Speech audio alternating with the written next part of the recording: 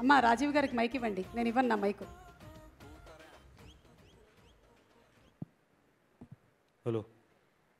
కుంభస్థలం అంటే ఎన్టీఆర్ గారు మాస్క్ పెట్టుకున్నది మీరేనండి?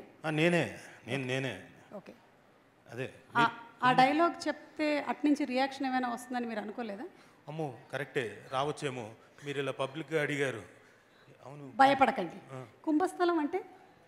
అవును సింహ, కుంభస్థలం అంటే ఏంటి? సింహకు మైక్ ఇవ్వండి. ఓ మై డాడీ, మీరు ఇప్పటి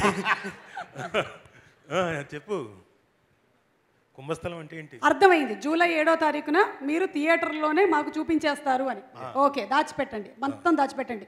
అవును రాజా, సారీ రాజీవ్ కనకాల గారు, ఇక్కడ I'm anchor, your actor. Okay okay okay. మీ జీవితంలో భాగ్యశాలి మూమెంట్లు ఏమైనా జరిగాయా? దీనికి ఒక బిగ్, చాలా పెద్ద కథ ఉంది. అది ఏంటంటే, చిన్నగా చెప్పండి. చిన్నగానే చెప్తా, చాలా చిన్నగా చెప్తా. పెద్ద కథని చాలా షార్ట్ చేసి చెప్తా. అంటే నాకు పెళ్ళి జరగబోయేటప్పుడు రాము గారు, పెళ్ళికి ముందు లవ్లో ఉన్నాం. లవ్లో ఉండి సరే వాళ్ళు ఒప్పుకోవట్లేదు. నేనేం చేశాను, ప్లాన్ చేసి ఇలా కాదు, నిమ్ గారు ఉన్నారు వారాసిగూడలో, ప్లాన్ చేసి సార్ మీ ఇంట్లో ఉంటాను, వాళ్ళు ఒప్పుకోవట్లేదు, మా వాళ్ళు ఒప్పుకున్నారు, కాకపోతే ఇంట్లో గొడవలు అవుతాయి కదా, వాళ్ళు కూడా మా ఇంటికి వచ్చేస్తారు కదా, కాబట్టి ఈవిడ్ని ఎక్కడికైనా తీసుకెళ్ళిపోతానండి అంటే, సరే రాజు తీసుకెళ్ళిపో అన్నారు. సో నేనేం చేశానంటే, ముందు రోజు రాత్రి మొత్తం వెళ్ళిపోయి మా వేరే ఫ్రెండ్ బైక్ తీసుకెళ్ళి వారాసిగూడలో ఉన్నాను. నిమ్ గారు నాతోటి పాపం కంపెనీ ఇస్తున్నారు. ఈ వీడియోకి రాత్రి చెప్పేశాను, రాత్రి ఒకవేళ ఏమైనా తేడా కొడితే పొద్దున్న లేపుకెళ్ళిపోతాను, ఓకే డన్. రాత్రి అంతా బోల్డ్ అంత ఎక్సైట్మెంట్తో ఉన్నా. చేజు, వారాసిగూడి సొందల్లో చేజు, అటు ఇటు అటు. ఆ తర్వాత ఎక్కడికో యాదగిరిగుట్టకి మా అమ్మ నాన్న పెళ్లి చేసుకున్న చోటికి వెళ్ళిపోదాం, అక్కడ దండలు మార్చేసుకుందాం ఇంత. నెక్స్ట్ డే మార్నింగ్ రెడీ అని ఫిక్స్డ్ ఉన్నా. తెల్లారు లేచిన తర్వాత ఏంటి ఏమైందంటే, లేదు మా అమ్మ నాన్న ఒప్పేసుకున్నారన్న. సో అక్కడ ఆ భాగ్యశాలే కుదరలేదు. కాకపోతే కేరళ వెళ్ళినప్పుడల్లా భాగ్యశాలేనే. నేను కేరళ వెళ్ళినప్పుడల్లా భాగ్యశాలే. అక్కడ అందరి మధ్యలో నేను కూర్చొని, రాజా వచ్చావా భాగ్యశాలే, రాజా వచ్చావా భాగ్యశాలే. ఎందుకంటే నాకు ఎవరితో మాట్లాడడం రాదు, కాబట్టి ఎప్పటికప్పుడు పరిగెడదామని ట్రై, కానీ కుదరలేదండి. రాజా, నీకు నిజంగానే ఇప్పుడు ఒక మంచి భాగ్యశాలి మూమెంట్ క్రియేట్ చేస్తున్నాను, నీకు చెప్పా పెట్టకుండా. మాకు కేరళ సంప్రదాయం ప్రకారం పెళ్ళయిన తర్వాత ఇంటికి తీసుకొచ్చినటువంటి పెళ్ళికొడుక్కి పెళ్లి కూతురికి పచ్చి పాలల్లో పచ్చి అరటిపండు నేసి తినిపించడం అనేది సంప్రదాయం. என்ன சார் ஜான் விஜய் சார் இப்பயும் பார்த்தானா அது அந்த మిల్క్ இருக்குல்ல. ఆ రోజు రాజీవ్ గారు అన్నారు, ఈరోజు మీ అందరి సమక్షంగా నేను అది చేయాలనుకుంటున్నాను, రండి రాజీవ్ గారు, మీకు ఇదే మీ భాగ్యశాలి మూమెంట్. ఇది చాలా, ఇది కక్ష తీర్చుకోవడం. ఇదిగో అయ్యో భలేవాడివే, ఇది ఒకటే నా కక్ష, నేను 23 ఏళ్ళ నుంచి తీర్చుకుంటూనే ఉన్నాను. ఆ పట్టు, అయ్యో ఒక్క పట్టుకోవా.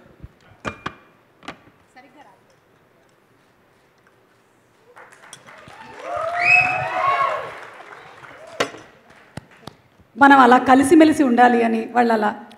బాగుందా? బాగుంది. ఇది ఎక్స్పెక్ట్ చేయలేదు కదా, అందుకే ఫ్యామిలీ యాంకర్ అయినా సరే నువ్వు కొన్ని ఎక్స్పెక్ట్ చేయకూడదు. యాంకర్కి బాగా పొరపాటు అయిపోయింది, తప్పు.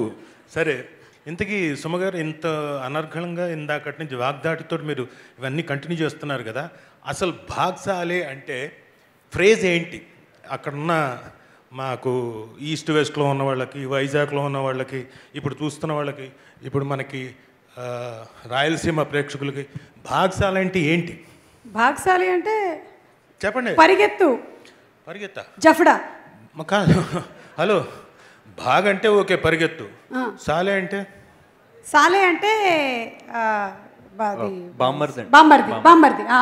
బామ్మర్ది కాదు, భాగ్ సాలే సాబ్ అంటారు, అమరా సాలే సాబ్ అంటారు కూడా. అవును, భాగ్యశాలి అంటే ఇట్స్ ఫ్రేజ్, సాలే అంటే ఫ్రేజ్. ఓకే, అది బావగారు అవ్వచ్చు, బామ్మర్ది అవ్వచ్చు. అలాగే తెలుగులో ఏమంటారు తెలియదు గురువు గారు, చెప్పండి ప్లీజ్. తప్పైపోయిందండి, పొరపాటు అయిపోయింది, చెప్పేసేయండి. మీరేం చెప్పాలనుకుంటున్నారు చెప్పండి. లగెత్తు మాయ, లగెత్ బామ్మర్ది ఇలాంటివన్నీ అంటారు. కాబట్టి వాళ్ళకు కూడా అర్థం కావడం కోసం, మా వాళ్ళందరికీ అర్థం కావడం కోసం ఇది చెప్పాను. అర్థమైంది. సో చూసారా ఎంత కనువిప్పు చేశాను మీకు. నేను ఎప్పుడో చెప్పాను కదా, నేను రాజీవ్ కనకాల వెనకాలేనని.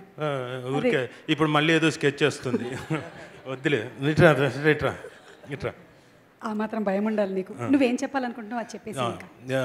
మెయిన్గా ఈ సినిమాకి వచ్చిన మీ అందరికీ, అలాగే చూస్తున్న ప్రేక్షకులు అందరికీ నమస్కారం అండి. జూలై 7వ తారీఖున మా భాగ్సాలే, అదే లగెత్తు బామర్ది లగెత్తు బావ సినిమా మీ ముందుకు వస్తుంది. The most energetic cinema and entertainment, full of energy. ఒక క్యారెక్టర్ కాదు, ప్రతి క్యారెక్టర్ ఎవరికి వాళ్ళు చాలా అద్భుతంగా చేసిన సినిమా. నేను ప్రణీత్ని విపరీతంగా ప్రేమించేసిన సినిమా. ఫస్ట్ టైం డైరెక్టర్ అయినా ప్రణీత్లో ఇంత బాగా తీసాడేంటి కుర్రాడు. Every time when I was improvising, ప్రతి సీన్ ఇంప్రొవైజ్ చేస్తున్నప్పుడు ఐ ఫెల్ట్ ప్రణీత్ నువ్వు డెఫినెట్గా పెద్ద డైరెక్టర్ అవుతావు, గుర్తుంచుకో, అప్పుడు గుర్తుంచుకొని పిలిస్తే పిలు అని చెప్పాను. So Praneeth you will become a very big director for sure. ఇంకా మా కాలభైరవ గురించి పెద్ద అనేది ఆల్రెడీ పెద్ద అయిపోయాడు, ఆస్కార్ లెవెల్ దాకా వెళ్ళాడు. సింహ ఇది గ్యారంటీగా సక్సెస్ఫుల్గా మాస్ హిట్ కొడుతున్నావు, గ్యారంటీగా. అంటే నువ్వు పడ్డ కష్టానికి ఇది గ్యారంటీగా పెద్ద సక్సెస్ అందిస్తుంది. So you have done a fantastic job.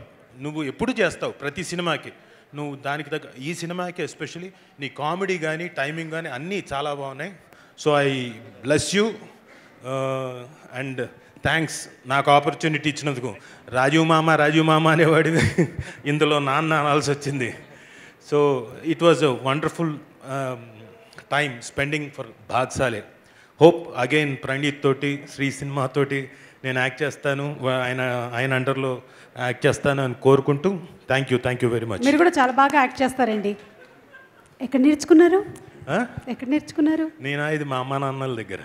Okay, అప్పుడప్పుడు వైఫ్ గురించి కూడా ఏదో. సుమ గారు, ఫైనల్గా ఆ ఆడియన్స్ కోసం ఈ సినిమా ఒక్క మాటలో ఈ సినిమా ఎందుకు చూడాలి అని ఎవరైనా అడిగితే మా సినిమాలో రాజీవ్ గారు బతికే ఉంటారండి చివరి దాకా.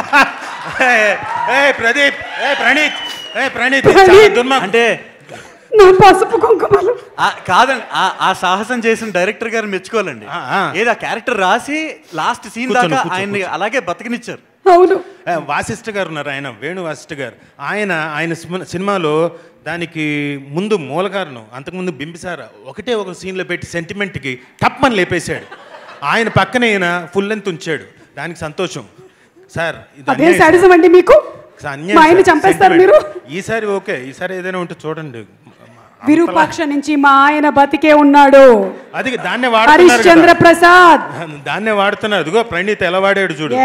ఈ సినిమాలు నేను బ్రతిగా ఉంటాను క్యాప్షన్ పైన ఒకటి, శ్రీసింహ, అది నాకు తెలిసి గ్యారంటీగా కాలభైరవ ఐడియానే. లేదండి, యాక్చువల్లీ పోలికలు నీకు వచ్చాయి బాబు. నాకు చెప్పాడండి. ఆయనకి రాజీవ్ గారికి స్టోరీ నేరేట్ చేసేటప్పుడు ఆయనకి ఒక్కరికి స్టోరీ చెప్పలేదంటండి. జస్ట్ ఇలా కలిసి ఒక్క 5 minutes చాలండి. 5 minutesలో స్టోరీ చెప్తావయ్యా ఆయన అంటే, లేదు సార్ ఈ సినిమాలో మీరు బతికే ఉంటారంటే ఓకే డేట్స్ ఇచ్చారంట. దుర్మార్గుడా, ఇక నుంచి వచ్చే వాళ్ళంతా స్టోరీలో మీరు బతికే ఉంటారంటే ఓకే అనేలాగా ఉంది. ఓకే, నువ్వు బతికే ఉంటావు అండ్ ఆ కథల్ని బతికిస్తావు.